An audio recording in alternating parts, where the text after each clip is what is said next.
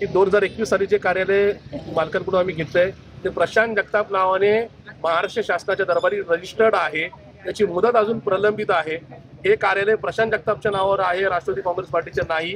त्याच्यामुळे इथं ताबा करण्याचा कोणाला अधिकार नाही. तसं कोणी प्रयत्न केला तर आम्ही संविधान मानणारे कार्यकर्ते आहोत. आम्ही कोर्टाची पायरी चढू, आम्ही पुणे पोलीस कमिशनरांना सांगू, आमचा सुद्धा पूर्व इतिहास त्यांनी तपासून घ्यावा. जर मी पार्टीच्या कार्यालयावर ताबा केला असेल तर पोलीस सुद्धा मला सोडणार नाहीत.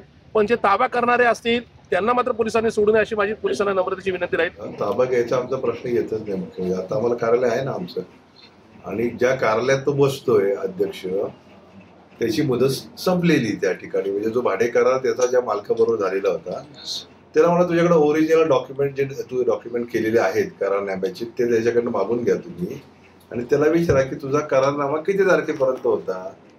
अजून देखील बेकायदेशीर तो त्या ठिकाणी बसतोय.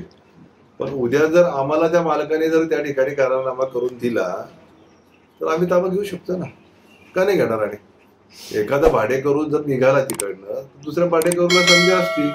हा एका कायमस्वरूपाने ते ऑफिस घेतलेलं नाही. आणि सगळ्यात महत्वाचं म्हणजे की त्यांनी राष्ट्रवादी काँग्रेस पक्षाची फसवणूक केलेली आहे. फसवणूक म्हणजे अशी केली की स्वतःच्या नावाने डॉक्युमेंट केलं.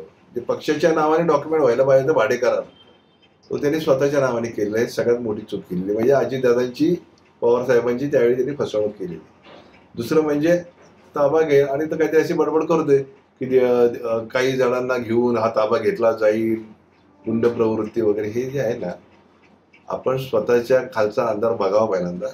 आपण त्या ऑफिसमध्ये बसून त्या पवित्र ऑफिसचं काय उद्योग केलेलं आहे ना ते मला बोलायला लावू नका, नाहीतर सगळ्या चिंध्याड्या होतील तुमच्या.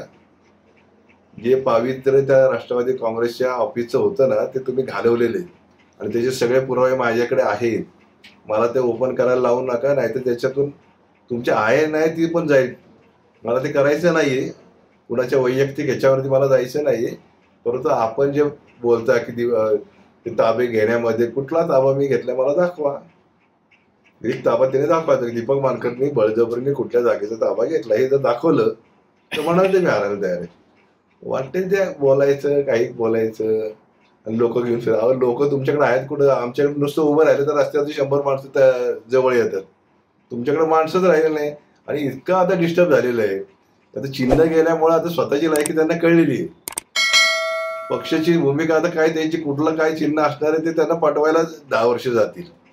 आणि एक लक्षात ठेवा, ज्या अजितदादांनी आपल्याला ते उपकार केले, आपल्याला महापौर पदाची संधी दिली, अध्यक्ष केलं, जरा उपकाराची जाणीव ठेवा. उड्या मारू नका, नाहीतर तुम्हाला ज्या दिवशी मला वाटेल ना ताबा घ्यायचा पण मी कायदेशीर ताबा घेईल एवढं लक्षात ठेवा. मी विनाकारण असं बोलत नाही, माझ्याकडे काहीतरी असल्याशिवाय मी बोलत नाही.